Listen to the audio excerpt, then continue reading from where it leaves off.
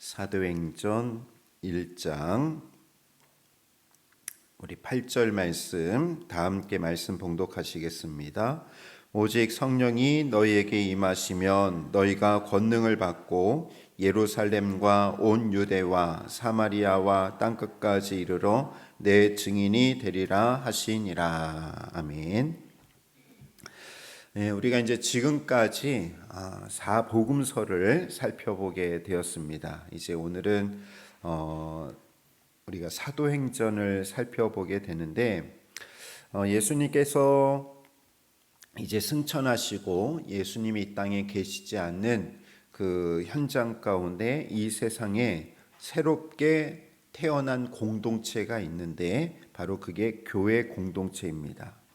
그래서 사도행전은 교회가 어떻게 탄생이 되었고 또 어떻게 형성이 되었고 또 교회 안에 있는 성도들이 어떤 삶을 살았고 그의 사명이 무엇인가 하는 것이 이 사도행전에 이제 나오게 됩니다. 오늘은 사도행전 1장부터 5장까지의 말씀 우리가 함께 살펴보게 되는데 그래서 이제 교회가 어떻게 탄생이 되었는지 초대교회가 어떻게 탄생이 되었는지 이 시간 함께 살펴보도록 합니다.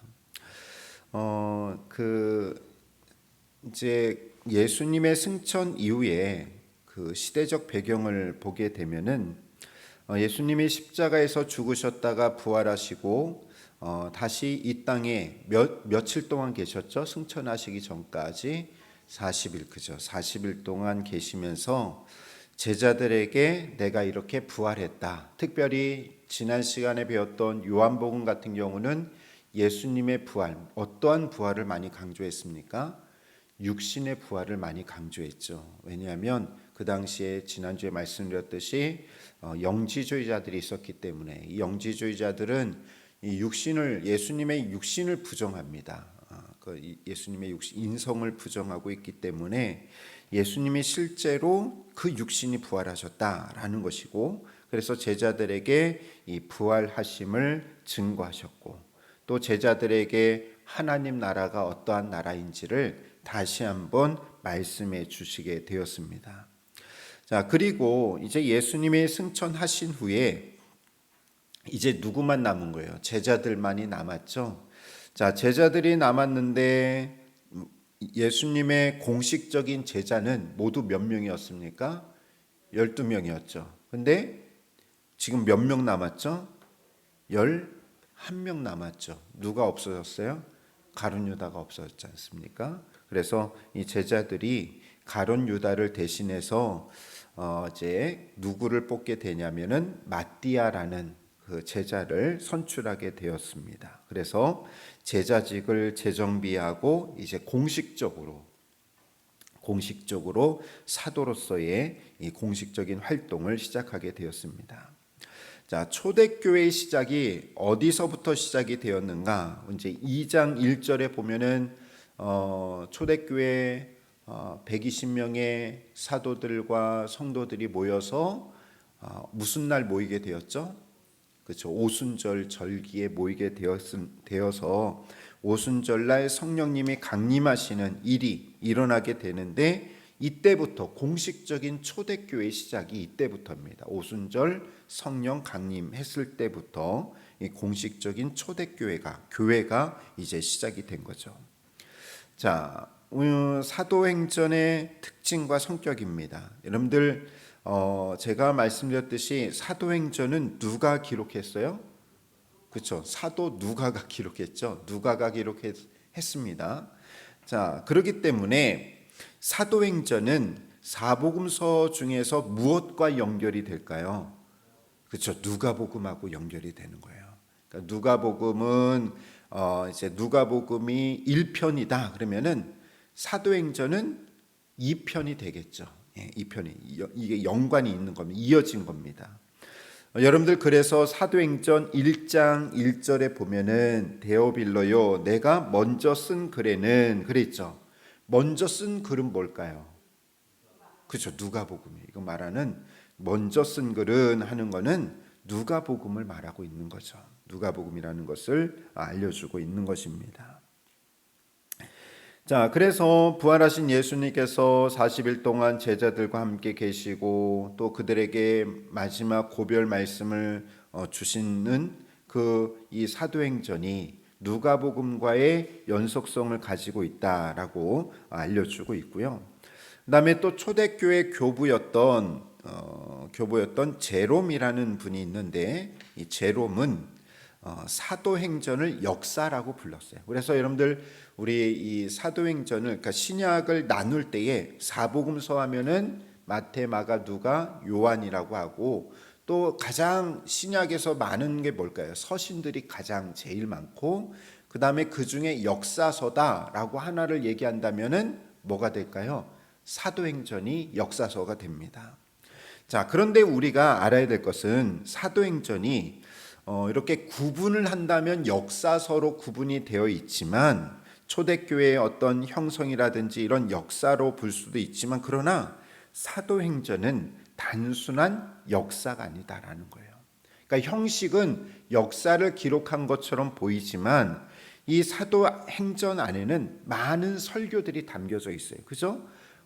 대표적인 게 우리가 2장에 보면은 그 사도 베드로가 많은 사람들한테 뭐 하게 됩니까? 설교하게 되잖아요. 이런 설교의 내용들이 담겨져 있고 뭐 또 사도 바울 같은 경우도 사도 바울의 설교도 사도행전에 기록이 되어 있죠. 또 신앙 고백도 나와 있어요. 여러분들 그 사도행전에 보면 이렇게 반복적으로 그 나오는 고백들이 있거든요. 그것들이 뭐냐? 초대교회에서 교회 안에서 고백되어진 신앙 고백들입니다. 여러분들 우리는 매주마다 고백하는 게 뭐예요? 신앙 고백이 뭐예요? 그렇죠. 사도 신경을 우리가 고백을 하고 있죠. 그런 것처럼 이 신앙 고백이 또 담겨져 있고 또 여러분들 찬양도 담겨져 있어요. 곡조는 이렇게 우리가 듣지는 못하지만 찬양의 가사 같은 그런 찬양도 담겨져 있고 교훈도 담겨져 있습니다. 그러니까 이 역사적인 형식은 갖추고 있지만 그 안에는 많은 설교들도 있고 신앙 고백도 있고 찬양의 가사도 있고 또 교훈의 내용도 담겨져 있습니다. 자, 그러면 왜 사도행전을 기록했는가? 물론 사도 누가가 데오빌로라는 그 로마 귀족에게 보낸 이것이 이제 그 교회 역사입니다라는 것도 있지만 또 한편으로는 사도행전은 그 교회 공동체 많은 교회들이 있었을 거 아니에요. 그죠? 그 많은 교회들 가운데 우리 교회가 어떻게 세워졌는지를 뭐 해주는 거야? 알려주는, 그렇죠? 교육의 목적이 담겨져 있는 것입니다. 그러니까 참고로 여러분들 복음서도 마찬가지예요. 복음서도 그냥 단순히 예수님이 행하신 뭐 이적이나 또 뭐 말씀을 기록하는 것으로 끝나는 것이 아니라 복음서에도 뭐가 담겨져 있냐면 예수님의 신앙 고백이 담겨져 있는 거예요. 예수님이 행하신 어떤 이적을 통해서 거기에 그 당시에 초대교회 성도들이 또 사도들이 고백했던 예수 그리스도의 신앙 고백이 담겨져 있는 것입니다. 그러니까 여러분들 성경을 그냥 우리가 이 역사적 사실로만 이해해서는 안 되고 그 안에 담겨져 있는 뭘 볼 수 있어야 되는 거예요. 신앙의 고백들. 그래서 예수님을 내가 어떻게 고백하고 있는가. 그러니까 여러분들도 성경을 읽을 때에 예수님이 뭐 이런 이적을 행하셨구나. 예수님이 이런 말씀하셨구나. 그냥 아는 것으로 끝나는 것이 아니라 그러하신 예수님, 이적을 행하신 예수님, 이러한 말씀을 우리에게 주신 예수님, 그러면 우리가 어떻게 고백을 하는가 하는 게 중요한 거예요. 그래야만 이 말씀이 오늘 나에게 주시는 말씀이 될 수 있는 거거든요. 그러므로 이 사도행전은 단순히 역사로만 우리가 이해하기보다는 이 역사 가운데 담겨져 있는 많은 내용들을 통해서 우리의 신앙을 그 당시에 이 초대교회 성도들의 신앙을 배우고 또 우리들의 그 신앙도 고백할 수 있어야 된다라는 거죠. 자, 사도행전을 우리가 좀 이렇게 구분을 하는데 이제 사도행전의 구조를 구분하는 데 있어서 두 가지 방법으로 우리가 접근을 합니다. 첫 번째로는 지리적으로 나눠 볼 수가 있어요. 자, 오늘 우리가 읽었던 사도행전 1장 8절에 보면은 성령이 너희에게 임하시면 너희가 권능을 받고 어디? 아니, 맨 처음에는 어디예요? 예루살렘이죠. 그죠? 예루살렘. 그래서 여러분들 이 사도행전의 구조를 보면 1장부터 8장까지는 주로 어디에서 활동한 내용들이에요? 예루살렘에서 활동한 내용들이에요. 그리고 그 다음에 뭐죠? 예루살렘과 온 유대와 사마리아 해서 여러분들 8장부터 8장의 내용이 무슨 내용이 나옵니까? 누가 죽어요? 최초의 순교자가 누구예요? 스데반 집사님이 죽잖아요. 그걸 통해서 스데반 집사님의 순교를 통해서 이 성도들이 예루살렘에 머물러 있는 것이 아니라 뿔뿔이 흩어지게 되죠. 뿔뿔이 흩어져 가지고 그 성도들이 사도들이 유대와 사마리아로 퍼지게 됩니다. 퍼져 나가서 거기서 뭘 하게 되죠? 전도를 하게 되는 거죠. 그래서 유대와 사마리아 8장부터 11장까지. 그리고 11장부터는 어디까지 전도 활동을 됩니까? 사마리아와 땅끝까지. 땅끝은 바로 이방 나라들이죠. 그리고 로마까지 복음을 전하는 내용이 11장부터 28장까지. 그러니까 이 지리적 구조에 따라서 사도행전이 어떻게 하고 있어요? 구조가 나누어지고 있다라는 것을 여러분들 기억하시고, 또 두 번째로는 인물로 우리가 나누어 볼 수가 있습니다. 그래서 2장부터 12장까지는 주로 누가 행하는 이적들이 나올까요?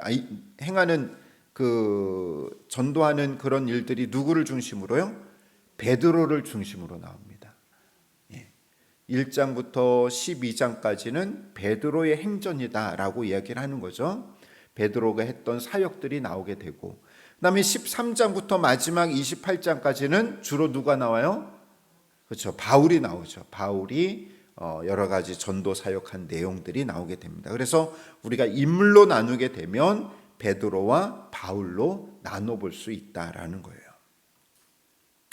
자, 그래서 오늘 이제 우리가 살펴볼 1장부터 5장까지의 내용인데, 1장부터 이제 5장까지를 우리가 세 단락으로 나눠 볼 수가 있습니다. 첫 번째로는 예수님의 부활과 승천, 그리고 한 제자의 보안, 그죠? 그다음에 두 번째로는 2장에서는 오순절 성령 강림에 대한 이야기, 그다음에 2장 42절부터는 초대교회의 생활이 어떠한 생활을 했는가 하는 것을 살펴보는데요. 먼저 예수님의 부활과 승천, 한 제자의 보안입니다. 자, 가룟 유다의 죽음으로 이 12명의 제자들의 구성에 결혼이 생기게 되었다라는 거죠. 자, 12이라는 숫자는 중요한 의미가 담겨져 있습니다. 왜 굳이 제자들이 12명을 채워야 했을까? 그냥 11명으로 해도 상관이 없을 텐데 왜 이렇게 12명의 제자에 대해서 이렇게 생각을 했는가 하는 것은 이 구약에서 지파가 몇 지파였죠? 12지파였습니다. 12지파였기 때문에 또 이 12라는 것은 완전이라는 의미가 담겨져 있어요. 자, 완전이라는 의미가 담겨져 있기 때문에 이 초대교회에서도 이 초대교회 대부분의 사람들이 유대인이었기 때문에 어때요? 11보다는 예수님이 원래 세워주셨던 12에 더 그 의미를 중요하게 생각했다라는 거죠. 그러니까 우리 같으면 뭐 10명이 되든 12명이 되든 뭐 그게 무슨 상관이냐라고 생각할 수 있지만 유대인들 입장에서는 이 12라는 숫자가 상당히 중요한 의미가 있는 거예요. 그래서 이 가룟 유다를 대신해서 새로운 한 명의 제자를 뽑게 되는데, 그런데 이 제자를 세울 때 자격이 있었죠. 아무나 세웠습니까? 뭐 이렇게 베드로하고 뭐 친분이 있다고 세운 것도 아니고, 뭐 누군가 우리 이제 11명의 말을 잘 들을 만한 좀 막내를 말 잘 들을 만한 사람 뽑은 게 아니라 자격이 있었어요. 그 자격 조건이 첫 번째로는 뭡니까? 뭐죠? 예수님과 친히 동행했던 사람, 예수님의 사역을 실제로 다 경험했던 사람들, 또 예수님이 말씀하실 때 그 옆에서 예수님의 말씀을 직접 들었던 사람. 첫 번째가 예수님과 동행했던 사람이었고, 또 두 번째는 뭡니까? 부활의 증언할 사람이죠. 주님의 부활. 어찌 보면은 예수님의 부활을 직접 목격하고 그 목격한 것을 증언할 수 있는 사람, 이 두 자격이 있었습니다. 그러니까 여러분들 사도는 우리가 이제 제자들이 다 뭐가 되는 거예요? 사도들이 되는 거예요. 왜냐하면 아무나 사도가 되는 게 아니에요. 최소한 사도가 되려면은 직접 예수님과 생활을 했고, 그죠? 예수님과 생활을 하고 예수님의 말씀을 직접 듣고 예수님이 행하셨던 이적들을 직접 보았던 사람들, 그리고 또 예수님의 부활하심을 직접 목격했던 사람들이 사도가 되는 거지 아무나 사도가 되는 것이 아니에요. 제가 전에도 말씀드렸듯이 오늘에도 보면은 뭐 사도 김준호 그러면은 그게 말이 돼요, 안 돼요?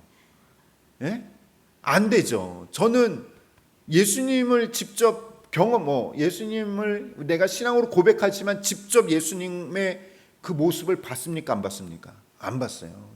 그거는 안 되는 거예요. 자격이 안 되는 거예요. 자, 그래서 이 사도는 아무나 될 수 있는 것이 아니었습니다. 아까 제가 그 제롬이라는 사람을 제가 교부라고 했죠. 교부는 뭔지 아세요? 교부. 제가 가끔 설교할 때 교부라는 말을 쓰는데, 교부는 뭐냐면 사도들의 직접적인 제자들을 말하고 있어요. 교부는. 이해가 되시죠? 아까 교부 제롬은 뭐냐면 이 사도들의 제자들이에요. 제자들. 그러면 이 사람들은 예수님을 직접 보지는 못했지만 사도들에게 지도를 받은 사람들이 교부였어요.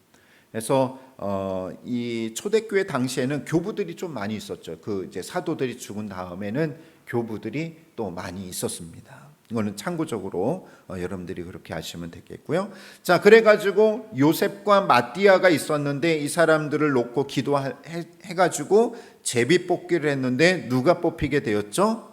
마띠아가 뽑히게 되었습니다. 이 제비로 마띠아를 선출했다라는 것은, 이것은 인간의 손으로 인간의 그 생각으로 마띠아를 뽑은 것이 아니라 마지막 선택은 누가 하셨다는 거예요? 하나님이 하셨다라는 것을 보여주고 있는 거죠. 자, 오순절 성령 강림, 이제 두 번째 우리가 이제 2장에서는 2장 1절부터 41절까지 이제 오순절 성령 강림인데, 첫 번째로는 성령으로 충만한 초대교회였습니다. 자, 여러분들 이 사도행전은 아까 무엇과 연관성이 있다고 했죠? 누가복음하고 연관이 있다고 했죠?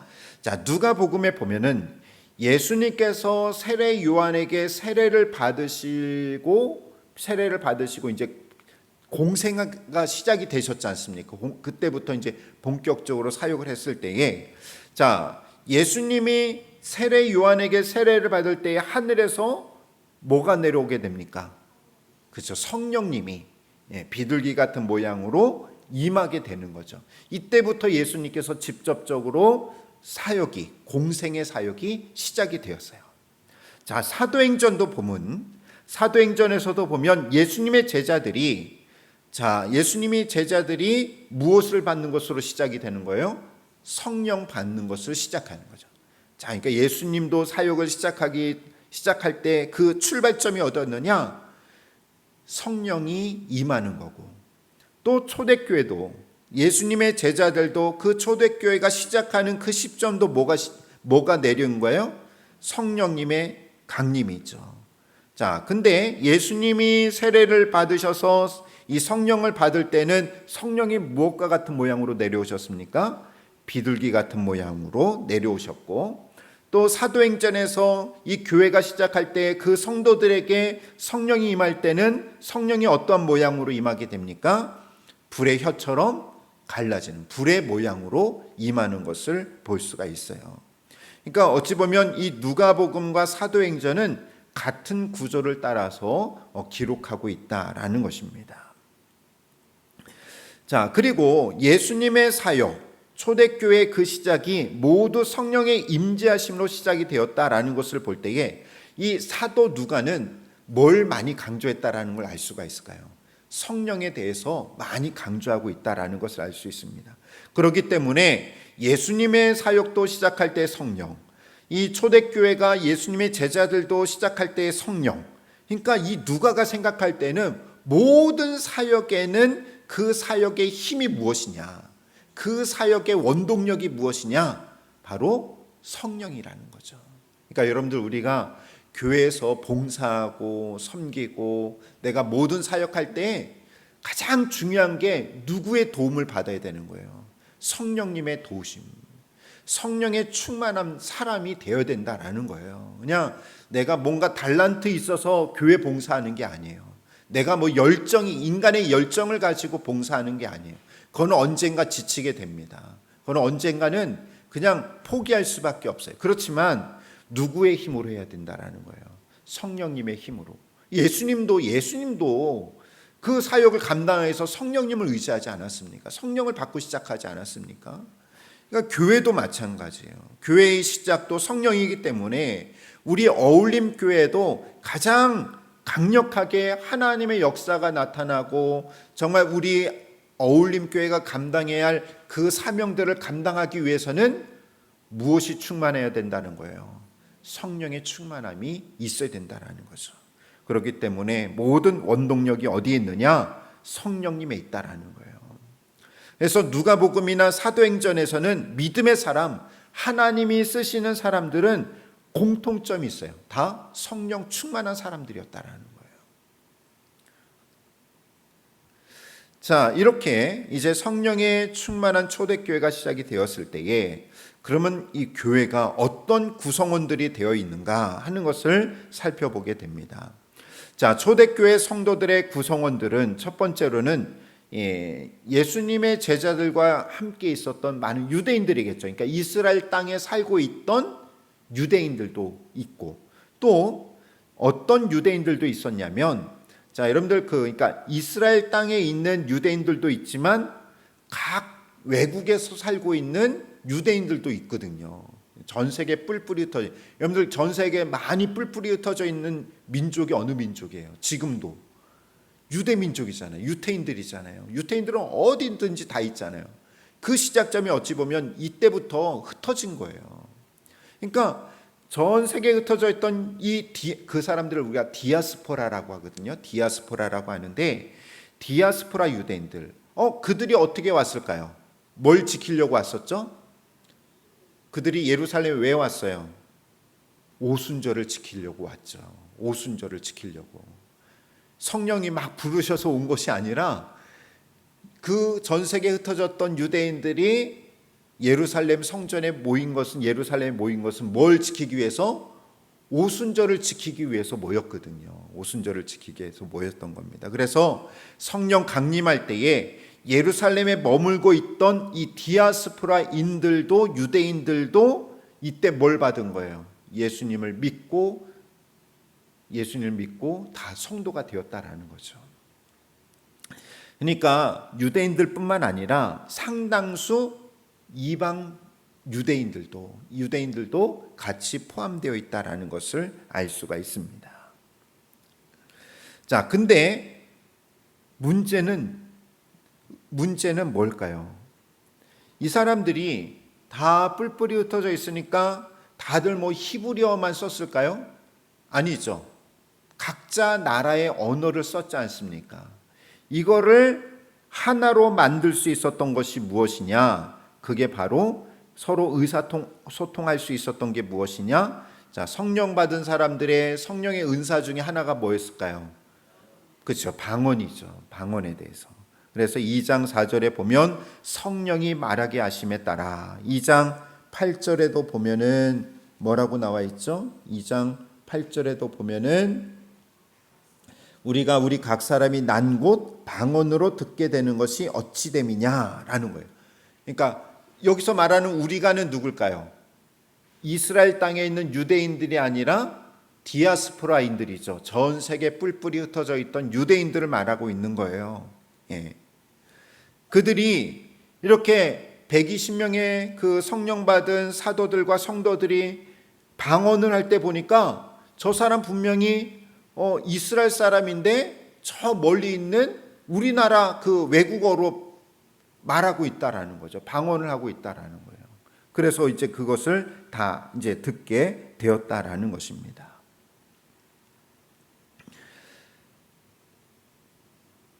자, 우리가 좀 이제 오늘 오순절, 우리가 계속해서 여러분들 오순절 하면은 이게 뭐 성령 강림만 생각하는데, 사실 이 오순절이라는 거는 유대 절기죠. 구약부터 나오는 유대 절기입니다. 자, 이건 뭐냐? 유월절, 여기 나와 있듯이 오순절은 유월절 다음날 안식일부터 7주간이 지난 50일째를 말하는 거예요. 이해가 되세요? 유월절이 지난 그 7주간이 지나서 그 다음날 50일째 되는 날을 오순절이라고 하는데, 자, 이게 오순절은 처음 익은 보리를 수확해서 제사 드리는, 말하자면 추수감사주일이죠. 추수감사절인데 이스라엘 3대 절기 중에 하나입니다. 그래서 이 절기를, 오순절을 뭐라고 부르냐면 맥추절, 또 77절, 77, 아까도 얘기했지만 7주에 한 주간 며칠이죠? 7일이니까 77절, 그렇게 부르고 있습니다. 특별히 유대인들은 오순절을 무슨 날로 의미했냐면, 이 오순절에 모세가 시내산에서 뭘 받게 됩니까? 십계명을 받죠. 그래서 이 오순절이 뭐냐면, 모세가 시내산에서 십계명 받은 날로, 십계명을 받은 날이기 때문에 이 날은 무슨 날이냐? 유대교가 탄생한 날로 보고 있습니다. 유대교가 탄생한 날로 보고 있어요. 자, 마찬가지로 오순절에 성령의 강림하심으로 말미암아 뭐가 탄생하게 되었습니까? 교회가 탄생하게 되었다라는 거죠. 기독교가 시작이 된 날입니다. 또한 아까도 말씀드렸듯이 오순절은 맥추절이기 때문에 추수감사절의 의미가 있어요. 추수감사절은 많은 그런 그 처음 익은 보리를 수확해서 하나님께 바치는 것처럼, 자, 오순절 날도 베드로가 설교해서 몇 명이 돌아오게 되죠? 3,000명이 회개하고 돌아오지 않습니까? 3,000명이 회개하고 돌아오는, 바로 영적인 추수감사의 의미가 있어요. 이렇게 두 가지의 의미가 있다라는 겁니다. 자, 우리가 또 하나 생각해야 될 것은 2장 4절에 보면은 그들이 다 성령의 충만함을 받고 성령이 말하게 하심을 따라 다른 언어들로 말하기 시작하니라 라고 되어 있죠. 자, 우리 개역 성경, 이거는 개정 성경이고, 그 전에 우리가 썼던 성경에 보면은 방언이라고 기록이 되어 있어요. 그런데 여러분들 오늘 2장에서 나오는 이 그 방언, 또 뭐 다른 언어, 이것은 고린도 전서에서 언급되어 있는 방언하고는 같은 걸까요? 다른 걸까요? 그거와는 다른 겁니다. 고린도 전서에서 언급되고 있는 방언은, 그거는 여러분들이 우리가 방언기도 하잖아요. 그러니까 다른 사람들이 알아듣지 못하는 그 하나님이 주신 신비한 언어, 그렇죠? 우리가 하늘의 언어라고 하는데, 그것으로 기도를 하지 않습니까? 우리가 일반적으로 알고 있는 방언은, 그거를 뭐라고 부르냐면, 제가 적어 드렸나요?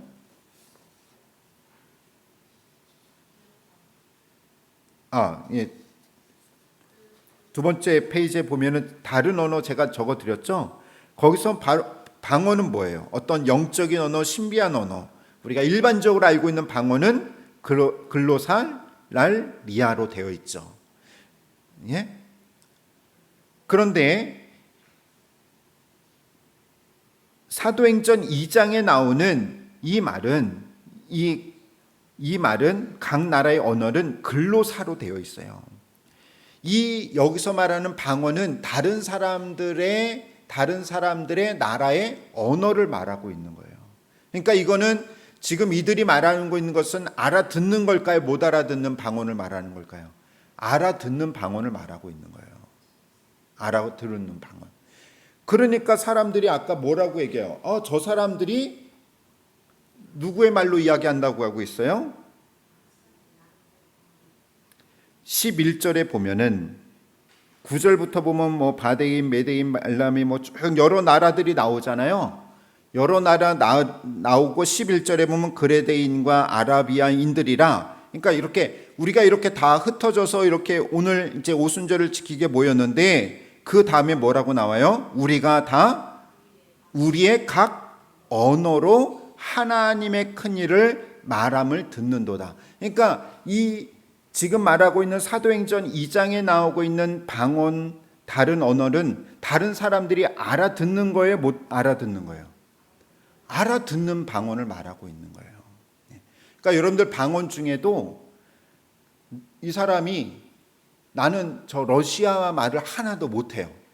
러시아 말을 하나도 못하는데 하나님이 그 사람에게 무슨 방언을 줄 수 있는 거예요? 러시아 방언을 줄 수도 있는 거예요. 참 좋겠죠. 배우지도 않고. 그래서 하나님한테 하나님 가끔 저에게 영어의 방언도 허락해 주십시오라고 얘기하는데 이런 방언들은 왜 그럴까요? 이 사람들이 지금 빨리 복음이 퍼져나가야 되는데 몇 년씩 지금 오늘날 선교사님들처럼 몇 년씩 언어 공부하고 복음을 전할 수 있을까요? 아니죠. 이 당시에는 최대한 빨리 복음을 전해야 되기 때문에 하나님께서 각 사람들에게 뭘 준 거예요? 각 다른 나라의 언어를 말할 수 있는 방언을 주신 거예요. 그 은사를 주신 거예요. 자, 그렇기 때문에 이 사도행전 2장에 나오는 것은 우리가 일반적으로 알고 있는 고린도 전서의 그 신비한 언어, 이 하늘의 언어를 말하고 있는 것이 아니라 각 나라의 언어다라는 것을 여러분들 기억하시기 바랍니다. 이 많은 분들이 이걸 좀 헷갈려하고 있는데 이거는 각 나라의 언어를 말하고 있는 거구나 하는 것을 기억하시면 될 것 같습니다. 자, 그 다음에 이제 베드로가 2장 14절에서 41절에 보면은 설교를 하게 되죠. 거기 많은 사람들이 이제 모였을 때 설교를 하게 됩니다. 자, 첫 번째로는 뭘 이야기를 하는 겁니까? 첫 번째로는 이 베드로의 설교를 우리가 세 구분으로 나누면 첫 번째로는 누구든지 주의 이름을 부르는 자는 무엇을 받으리라? 구원을 받으리라 하는 거예요. 그래서 누구든지 주의 이름을 부르는 자는 구원을 받는다. 그 다음에 두 번째로는 뭡니까? 두 번째로는 예수님은 어디에 달려 돌아가셨어요? 십자가에 달려 죽으셨지만 하나님께서 그를 살리셨다. 그분이 바로 메시아다라는 것을 예수님의 부활을 증거하게 되죠. 그 다음에 세 번째로는 뭘 이야기하고 있습니까? 너희들이 회개해서 누구의 이름으로 세례를 받고 예수 그리스도의 이름으로 세례를 받고 제사함을 받으라 라고 이야기를 하고 있는 거예요. 자, 그래서 베드로의 설교는 누구든지 예수의 죽음과 부활을 믿고 회개하면 무엇을 얻는다? 구원을 얻는다라는 거죠. 자, 여러분들 그러기 때문에 사도행전 아까 2장 11절에 보면은 다 우리의 언어로 하나님의 큰 일을 말함을 듣는도다 하는데 하나님의 큰 일이란 뭘까요? 이 베드로가 얘기한 설교 복음이죠. 이거예요. 하나님의 큰 일은 이거예요. 누구든지 예수의 죽음과 부활을 믿고 자기 죄를 회개하면 구원을 받는다. 그게 하나님의 큰 일이죠. 하나님이 왜 예수님을 보내주셨어요? 예수님 믿고 구원받게 해주시는 거잖아요. 제사 안 받고 구원받게 해주시기 위한 거잖아요. 그러니까 하나님의 큰일이 이 많은 사람들이 120명의 사람들이 각 언어로 선포했던 내용이 무엇이냐? 어떻게 보면 베드로가 설교했던 그 내용이거든요. 결국 이렇게 회개했을 때 몇 명이 회개하고 돌아옵니까? 3,000명이 회개하고 돌아오게 되었죠. 그래서 복음을 들은 사람들이 하나님 백성이 되는 기적이 나타나게 되었습니다. 자, 그래서 이렇게 3,000명이 예수님을 영접하고 이제 뭐가 생기기 시작한 거예요?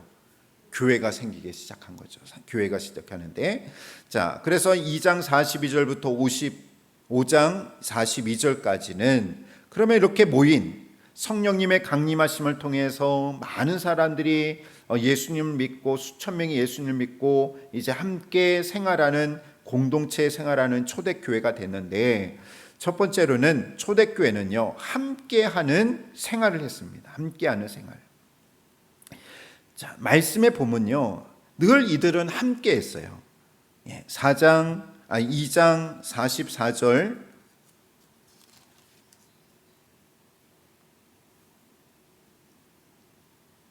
자, 44절에 믿는 사람이 뭐 한다고 그랬어요? 다 함께 있어 그랬죠. 함께 있어서 날마다 마음을 같이하여 성전 모이게 힘썼고 또 서로 교제하고 서로 떡을 떼고 그죠? 음식을 서로 또 나누어 먹고 이렇게 한 마음 한 뜻이 되는 함께 생활하는 그러한 모습을 가지고 있었다라는 것입니다. 자, 이렇게 공동 생활을 하게 되었고 또 중요한 것은 뭐냐면 뭘 하게 됩니까? 나누는 생활을 하게 되죠. 나누는 생활. 초대교회 성도들의 초대교회 특징 중에 하나가 뭐냐면 자기의 것을 나눠주는 거예요. 자기의 소유를, 자기의 재산을 팔아서 모든 사람들에게 나누어주는 생활을 하게 되었다라는 거죠. 이렇게 서로 자기 것을 나눠주는 대표적인 사람이 이 사도행전 4장에 보면 누가 나옵니까?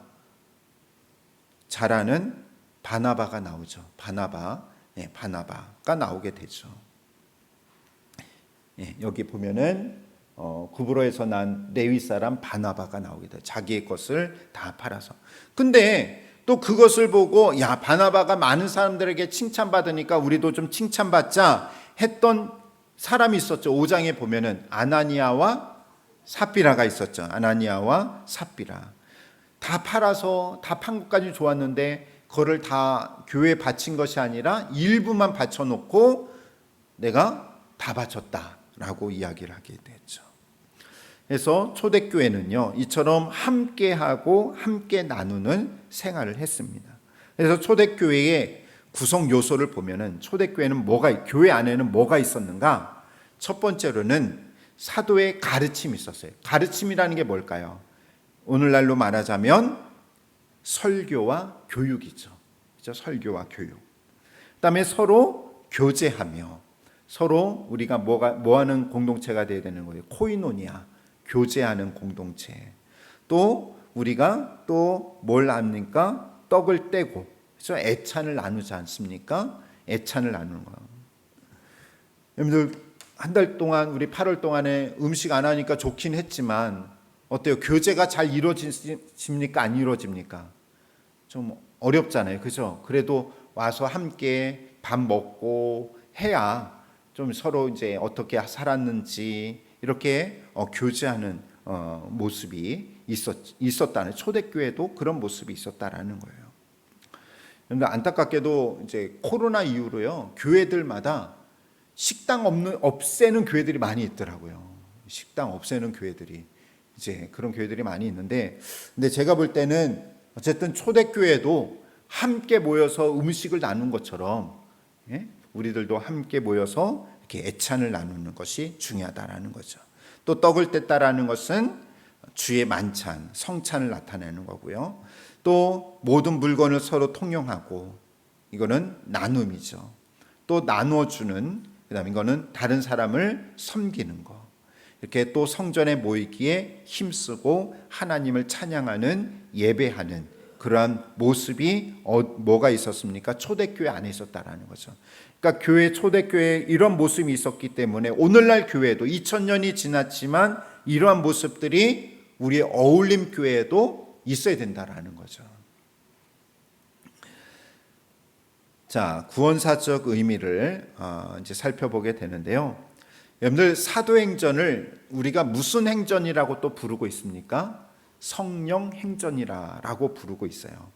이 사도행전에는 이 성령에 대해서 많이 강조를 하고 있는데 이 성령과 관련된 단어가 영과 성령이 있는데 이것을 해보니까 무려 사도행전은 몇 번 나오고 있어요? 69회가 나오고 있어요. 69회. 또 복음서 중에서도 가장 많이 나오는 게 어디예요? 누가복음이죠. 그러니까 사도 누가는 뭘 많이 강조했다? 성령에 대해서 많이 강조를 했다라는 것을 알 수가 있고 사도행전을 우리가 별명으로 성령행전이다라고 부르고 있습니다. 그래서 보면은 성령 오심에 대한 약속, 오순절 성령의 강림, 그다음에 성령 충만함 받은 사도들, 자, 그다음에 성령을 거역하면 어떻게 돼요? 아나니아와 삽비라처럼 죽게 된다라는 거죠. 또 유대인들만 성령 받았느냐? 그게 아니죠. 성령을 누가 받았냐? 사마리아인들도, 이방인 취급받았던 사마리아인들도 성령을 받고, 또 빌립이 누구의 인도함을 받아서 사막으로 나가게 됩니까? 광야로. 성령의 인도함을 받아서 어디 가면은 에디오피아 내시가 있다. 그래서 그 에디오피아 내시를 만나서 그에게 복음을 전해주게 되고, 그가 세례를 받고, 또 에디오피아 내시가 자기 고국으로 가서 뭘 전하게 되는 거예요? 복음을 전하게 되는 그런 역사가 일어나게 되는 거죠. 또 중요한 것이 10장에 보면은 사마리아인들뿐만 아니라 이제는 누구에게 성령이 임하게 됩니까? 고넬료, 로마 백부장이었던 고넬료에게도 성령이 임하게 되는 거죠. 이것을 볼 때에는 유대인들뿐만 아니라 사마리아 그리고 로마 이방인들에게까지 성령이 강림하게 되는 사건이 임하게 됩니다. 그리고 바나바와 바울이 성령의 부름을 받고 또 사명을 감당하고, 또 성령이 사도 바울의 전도 활동을 도와주는 그런 내용들이 쭉 나오게 되죠. 그러니까 이 사도의 행전에 보면은요, 이 사도들에 의한 행전이 아니에요. 베드로나 사도 바울의 행전이 아니에요. 누가 행하신 역사가 나타나는 거예요. 성령님의 행하신 역사들이 나타나고 있음을 보여주고 있는 겁니다. 그래서 노만 페린 교수님이라는 분이 뭐라고 얘기를 하냐면, 뭐라고 얘기하냐면, 누가 문서 전체, 그러니까 누가복음은 예수님을 통한 누구의 활동? 성령님이 활동하신 거고, 사도행전은 누구를 통해서? 교회를 통해서 성령님의 활동이 나타나고 있다라는 것을 말하고 있어요. 그러니까 이 누가복음, 사도행전은 이 성령의 모든 활동, 그러니까 성령을 빼놓고는 이야기할 수 없는 거예요. 그러니까 그만큼 여러분들 교회 사역, 우리 신앙생활, 이 모든 것에서 그 원동력과 거기서 나타나는 역사는 누구의 활동이다? 성령의 활동이다라는 거예요. 우리가 그걸 기억할 수 있어야 된다라는 거죠. 그 다음에 교회의 태동. 그러면 교회란 무엇인가 하는 건데, 여러분들 우리가 교회에 대해서, 교회가 그럼 도대체 어떻게 태어났는가 하는 그것을 우리가 좀 생각을 해보는데, 예수님을 기점으로 생각해 보자는 거예요. 자, 여러분들 생각할 때 예수님께서 처음부터 교회를 설립하는 의도가 있었을까 없었을까? 이게 학자들한테는 상당히 논쟁거리예요. 예수님이 처음부터 교회를 설립할 의도가 있었을까? 있었을 것이다. 없었을 것이다. 하는 게 이제 그 학자들의 논리인데, 자, 어떤 일부 학자들은 뭐냐? 예수님께서 처음부터 교회를 설립할 의도가 있었다. 그 근거가 무엇이냐? 마태복음 16장에 보면은 베드로에게 뭐라고 합니까? 베드로가 주는 그리스도시요 하나님의 살아계신 아들이십니다. 그러니까 하나님, 예수님께서 바요나시므나 내가 복이 있도다. 내가 너를 이제 게바라 부르겠다. 그죠? 게바가 뜻이 뭐라고 했어요? 반석이라는 뜻이지 않습니까? 너 위에 내가 뭘 세우겠다? 교회를 세우겠다라고 했어요. 교회를 세우겠다. 아, 그러니까 봐라, 예수님은 교회를 세우겠다고 하지 않았느냐? 그러니까 설립할 의도가 있었다라는 거죠. 자, 그런데 이제 문제는 뭐냐? 누구 위에다가 교회를 세운다고 했어요? 반석이 누구라고 했어요? 게바, 베드로 위에다 교회를 세운다고 했지 않습니까? 자, 그러니까 로마 카톨릭 같은 경우는 하나님의 말씀, 성경이 우선이에요? 교황말이 우선이에요? 천주교에서는 교황말이 우선이에요.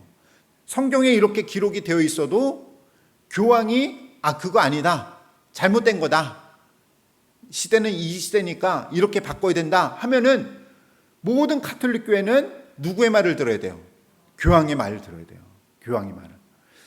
일대 교황이 누구예요? 천주교의 일대 교황 베드로예요. 베드로예요. 왜? 무슨 근거냐? 바로 예수님이 베드로 위에다 교회를 세운다고 하지 않았느냐. 그가 교황 일대 교황이에요. 베드로가 일대 교황입니다. 그러다 보니까 이제 이건 하나의 제도권, 로마 카톨릭, 정교회, 성공회 같은 데는 예수님이 교회를 설립할 의도가 있었다라고 주장을 하게 되는 거죠. 그러니까 여기는 교회의 어떤 하나님 말씀보다는 뭐가 더 강한 거예요? 교회의 힘이 더 센 거죠. 교회가 그걸 딱 결의하면은 그걸 따라야 되는 거예요. 근데 우리 개신교 같은 경우는 뭐예요? 아마 반기를 들겠죠. 무슨 말이냐? 성경에도 이렇게 되어 있는데 아무리 뭐 총회장이 뭐 그렇게 얘기해도 무슨 말이냐? 성경에 이렇게 기록이 되어 있는데 하면은 어때? 우리 개신교는 뭘 따라요? 하나님 말씀이 우선이죠. 가장 큰 권위가 성경이니까 아무리 누가 뭐 총회장이 감독회장이고 뭐 뭘 주장해도 성경이 우선이죠. 근데 이제 가톨릭은 틀리죠. 좀. 가톨릭은 교황의 말이 우선이에요. 자, 두 번째로는 예수님은 교회를 세우려는 의도가 전혀 없었다라는 거예요. 예수님은 교회를 세우려는 의도가 없었고 단지 예수님이 선포한 건 뭘 선포한 거예요? 하나님의 나라를 선포한 건데, 근데 예수님은 원래 뭐 교회를 세우겠다는 의도는 없었지만, 그런데 너무 이제 이 사도행전에 보면 교인들이 많아져요, 적어져요. 점점 많아지니까 많아지다 보면은 그냥 교회를 그냥 운영할 수 있을까요? 뭔가가 있어야 되겠죠. 조직이 있어야 되겠잖아요. 그렇죠? 예를 든다면 제가 우리 교인들도 뭐 한 50명이다. 50명이면은 저 혼자 1대1로 다 이렇게 할 수 있어요? 그렇게 못하니까 뭘 나눴어요? 여러분들 소그룹으로 목장을 나눴고, 또 그 목장에 제가 뭐 전달 사항이 있으면 우리 목자들 통해서 전달해주고 어떤 그런 조직이 있어야 되잖아요. 그러다 보니까 뭐가 생기게 되었다라는 거예요. 교회가 세워지게 되었다. 이제 워낙 이 공동체가 커지다 보니까 이런 제도나 조직이 세워지게 되었다. 그러니까 원래는 예수님은 교회를 세우려는 의도는 없었는데 교인 수가 워낙 많아지다 보니까 이게 거대한 공동체가 되다 보니까 조직이 생기고 행정이 생기고 그런 거지, 예수님은 원래 그런 의도가 없었다라고 주장을 하죠. 그러니까 이 사람들은 뭘 이야기합니까? 무교회주의자들이에요. 교회는 필요 없다. 왜? 교회는 예수님이 만들려고 한 게 아니야. 그냥 사람들의 편의상 그렇게 만든 거지 그게 아니다. 이거는 근데 또 너무 교회를 뭐 하는 거예요? 필요 없다라고 무교회주의자를 말하는 거죠. 근데 우리가 이제 해야 될 것은 뭐냐? 교회는 예수 그리스도의 부활의 후속 사건이다라는 겁니다. 이 말이 뭐냐면 교회는 누가 불러서 모은 공동체가 된 거예요. 누가 불러서. 여러분들 아까도 했지만 사도행전은 성령행전이잖아요. 교회의 시작도 무엇으로 시작이 된 거예요? 성령님으로 시작이 되었다라는 거죠.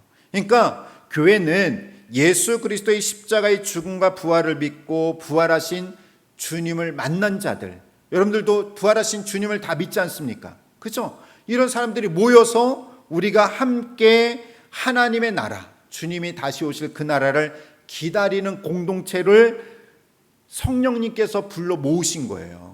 세상에서 이런 공동체를 불러 모으신 거예요. 그것이 뭐가 된 거예요? 교회가 되었다라는 거죠. 그렇기 때문에 교회는 조직이 아니에요. 교회는 단순한 뭐 행정 편의상 만든 조직이 아니에요. 그리고 뭐 교황이 뭐 이렇게 권위가 있어가지고 한 것이 아니라 교회의 모든 권위는 어디에서 나오느냐? 성령님에게 나온다라는 거죠.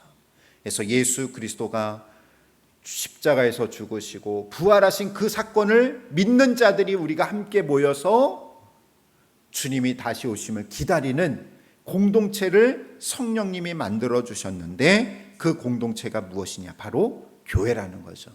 그렇기 때문에 우리가 그런 얘기를 많이 하잖아요. 교회의 머리는 누가 되신다? 예수 그리스도가 되신다. 예수 그리스도가 피 흘려서서 세우신 교회, 그것이 공동체가 교회다. 그러니까 교회를 너무 이건 필요 없어 그렇게 말하면 될까요? 안 될까요? 안 되죠. 이 교회는 너무나도 소중한 존재예요. 성령님이 세우신 교회예요. 여러분들 사도행전 9장에 보면은 사도 바울이 다메섹에 예수 믿는 자들이 있다고 해서 교회를 핍박하러 가잖아요. 핍박하러 갈 때 다메섹 그 도상에서 가는 도중에 누구를 만납니까? 예수님을 만날 때에 예수님이 뭐라고 했어요?